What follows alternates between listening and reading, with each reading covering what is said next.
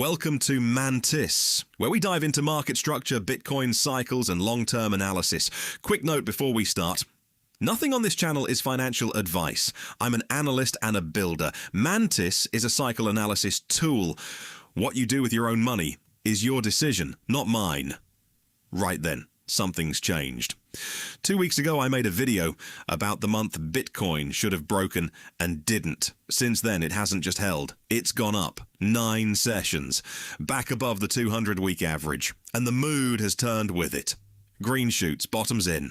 Sellers are exhausted. You've seen the posts. Now, I'd love that to be true. I own this stuff, but there's one number I keep coming back to, and it won't leave me alone.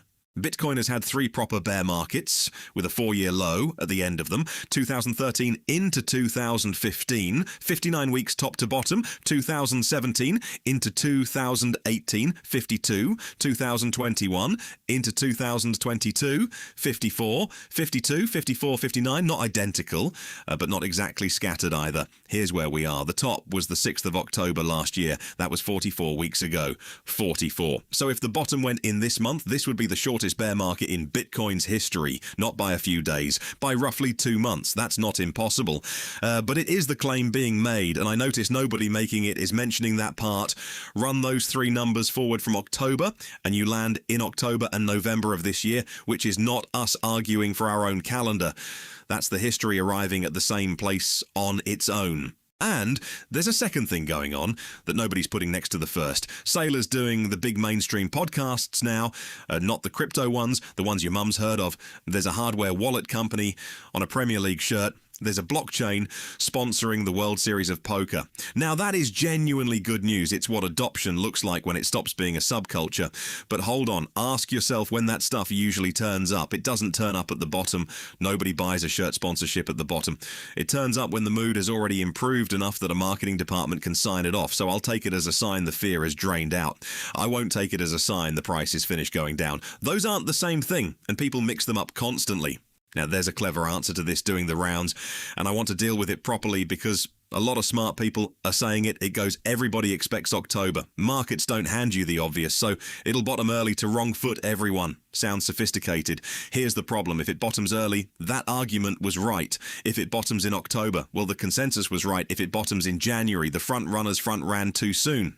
There is no outcome that makes it wrong. And an idea that can't be wrong isn't analysis. It's a mood. Stay with me because I'm not dismissing the worry. The worry is completely fair, and I'll come back to it. What I won't do is dress a worry up as a signal. Right, what if we're wrong the other way and this goes lower? You'll hear 2 separate worries. 1, Bitcoin drops to the 300-week average down around 55,000. 2, the next cycle low comes in beneath June's 57.8. Look at where those 2 sit on the chart. The 300-week is below the June low. You cannot get to one without going through the other. So they're not 2 scenarios, they're the same one described from different ends. And that matters because it turns a scary-sounding number into something much more ordinary. If we're going to 55, we take out June on the way. If we take out June, 55 is what's underneath. 1 event, 2 names. So when do we find out? Bitcoin runs a weekly cycle, roughly 7 months low to low. June's was confirmed at 57.8.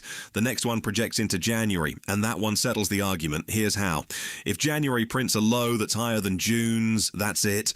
A higher low on the weekly cycle is how every single bull market in this asset's history has announced itself, not a hunch. Structure. If January prints lower than June, we're still hunting for the bottom. Not a disaster, just not finished. And I want to be precise here because it'd be easy to fudge it. A lower low in January is not automatically the low. Our 4-year window runs to March. So January either confirms the bull or it extends the search. Those are the 2 doors. There isn't a third. If March comes and goes and no low fits, the model was wrong. In public, on a chart with our name on it. Now back to that worry I parked. Bitcoin does hand out curveballs. Last cycle it made a new all-time high before the halving. When every previous cycle put the high afterwards, the template broke.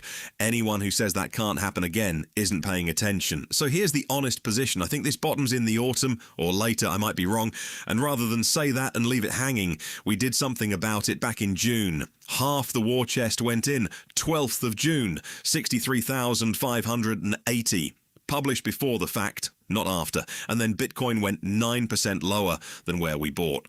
I'm telling you that on purpose, because there's a difference between hedging your opinion and hedging your position, and it's the whole difference between us and the every base-covered crowd. An opinion can be quietly revised afterwards. Nobody keeps the receipt. A position has a date on it and a price on it, and when it goes against you, everybody can see. So, no. We didn't call the low. We put half the money in, roughly near it, and then watched it fall further. And wherever the second half goes, the 300-week January, wherever, we end up averaged in somewhere in the 50s or low 60s. The man waiting for the exact bottom has to be right. We only have to be roughly right twice. Last thing, and it's the one that matters. People ask why we bother with any of this.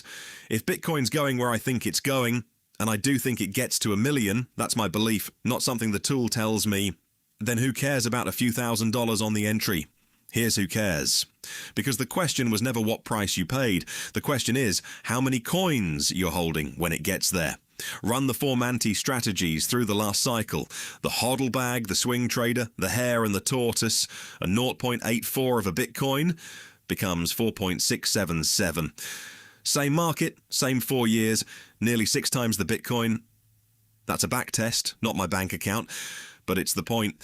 A better entry isn't worth 16%. It's the first of 4 multiplications, and every one of them compounds in coins, not in dollars. So would you rather turn up with 1 Bitcoin or 5? That's the actual game. Everything else is decoration. The bottom callers might be right. If they are, we're already half in. And I'll take that on the chin happily.